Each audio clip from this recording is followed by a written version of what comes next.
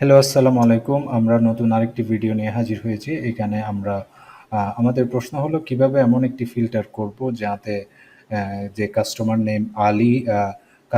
Name Ali আছে ওই video ওই ডেটাগুলো আমরা দেখাতে চাই যার কাস্টমার যে গ্রাহকের নেমে আলী আছে। ঠিক আছে? তাহলে আমার সিনারি হলো প্রতি কাস্টমার আমি কাস্টমারের ডাটাবেস যাচাই করতেছি এবং আমার গোল হলো আলী রিলেটেড যে ইনফরমেশন আছে ওই আলী যেই এখানে টেক্সটে আলী রিলেটেড যেই ডেটাগুলো আছে সেগুলো আমরা বের করতে চাই, ফিল্টার করতে চাই। ঠিক আছে? তাহলে আমরা ডেটাটা সিলেক্ট করলাম। ওকে, আমরা ডেটাটা সিলেক্ট করে আমি যদি ক্রিয়েট ফিল্টার দেই। ঠিক আছে? ক্রিয়েট ফিল্টার দিয়ে আমি যদি এখানে যদি ফিল্টার বাই কন্ডিশন আমি এখানে দিই টেক্সট কন্টেইনস আলী। ওকে, আমি যদি আলী দেই তাহলে কি ইনফরমেশন আছে আমরা দেখি। টেক্সট কন্টেইনস আলী, তাই না?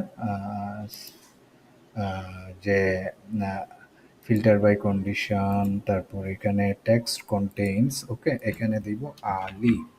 আলী।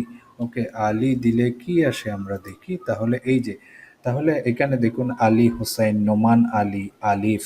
আলী যেই টেক্সটে আছে সেই টেক্সটের সব ইনফরমেশন একটা আমার ডাটা রেঞ্জে যত নামে আলী আছে, আলী টেক্সটটি আছে সেটা আমরা এখানে চলে এসেছে।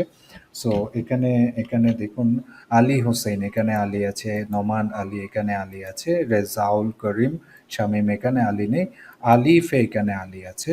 তাহলে আমরা ওই ডেটাটা ফিল্টার করে আমরা আলী হোসেন, নোমান আলী, আলিফ এই ডেটাগুলো পেয়ে যাচ্ছি খুব সহজে।